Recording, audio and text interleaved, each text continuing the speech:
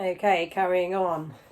The goblin was about a head shorter than Hagrid. He had a swarthy, clever face, a pointed beard, and Harry noticed very long fingers and feet.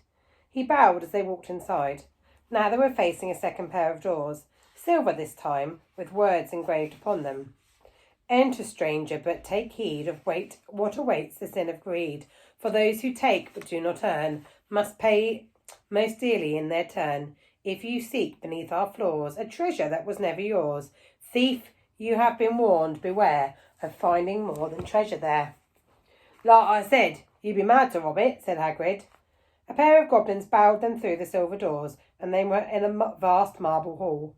About 100 more goblins were sitting on high stools behind a long counter, scribbling in large ledgers, weighing coins on vast scales, examining precious stones through eyeglasses.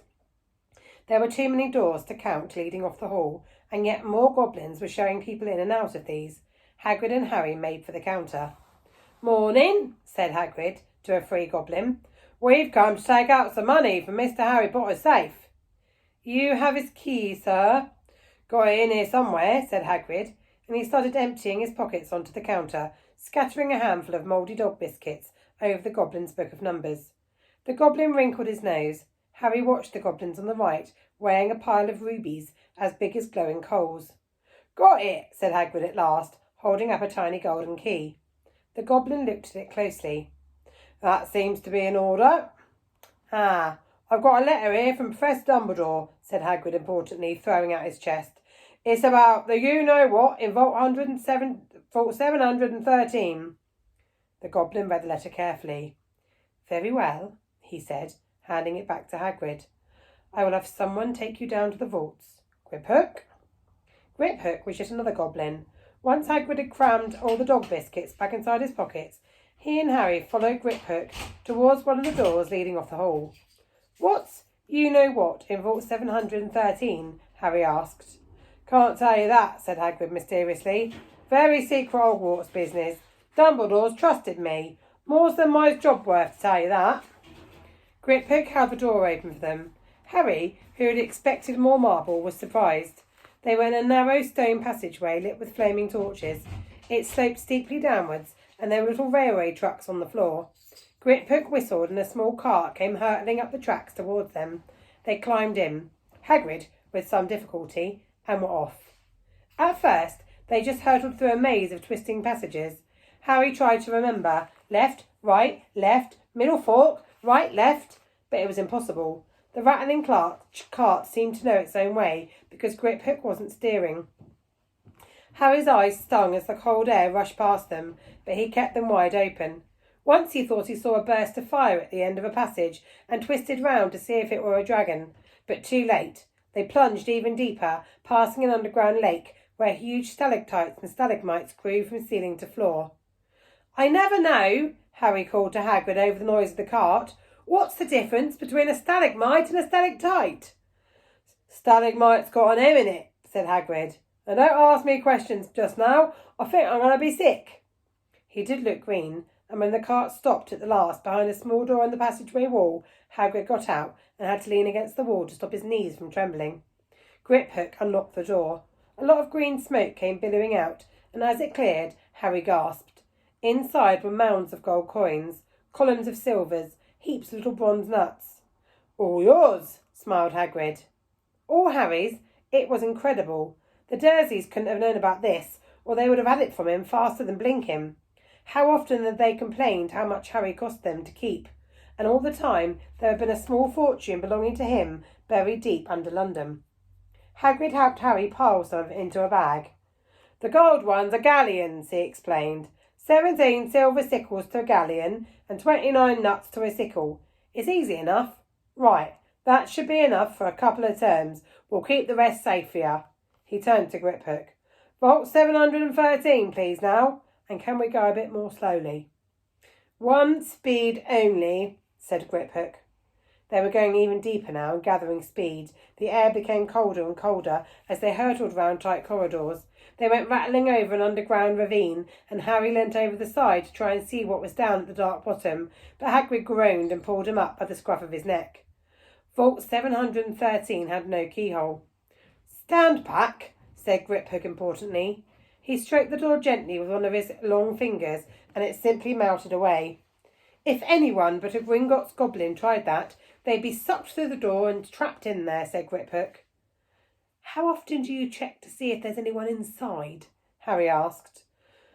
About once every 10 years, said Griphook, with a rather nasty grin. Something really extraordinary had to be inside this top-security vault, Harry was sure, and he leant forward eagerly, expecting to see fabulous jewels at the very least.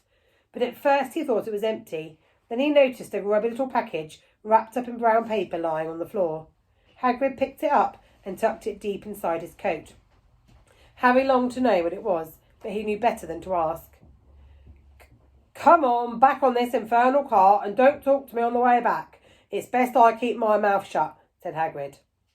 One cart ride later, they stood blinking in the sunlight outside Gringotts. Harry didn't know where to run first now that he had a bag full of money.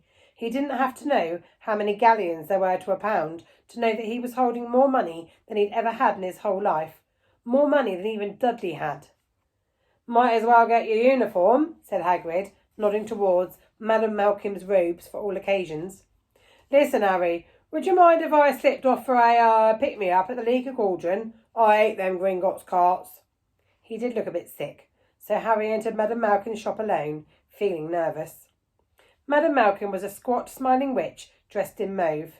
Hogwarts, dear, she said, when Harry started to speak. Got the lot here. Another young man being fitted up just now, in fact.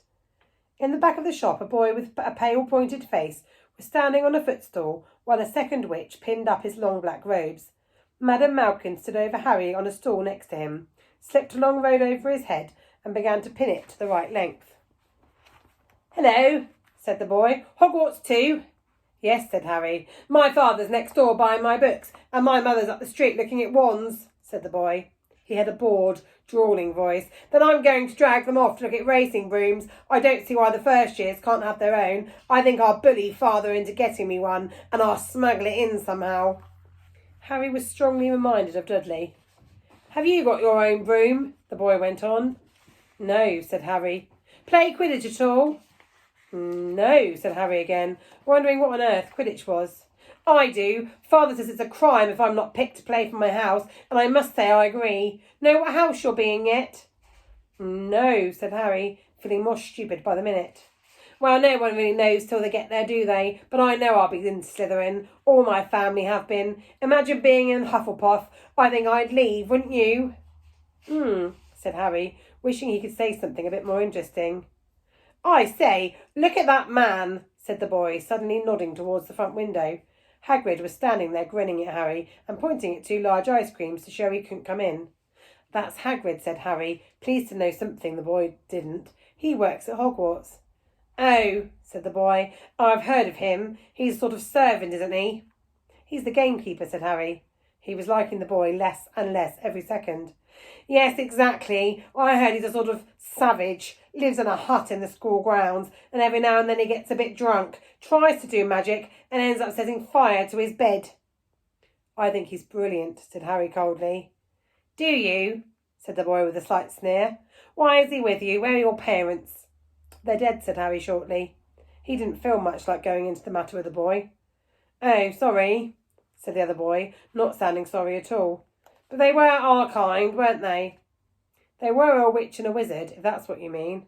I really don't think they should let the other sort in, do you? They're just not the same. They've never been brought up here to know our ways. Some of them have never even heard of Hogwarts until they get the letter. Imagine. I think they should keep it in the old wizarding families.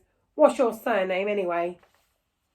Right, your task for the section I've just read is to draw a picture of all of the shops that might be in Diagon Alley and try and think about what they sell, maybe add some detail as well. Enjoy. Bye.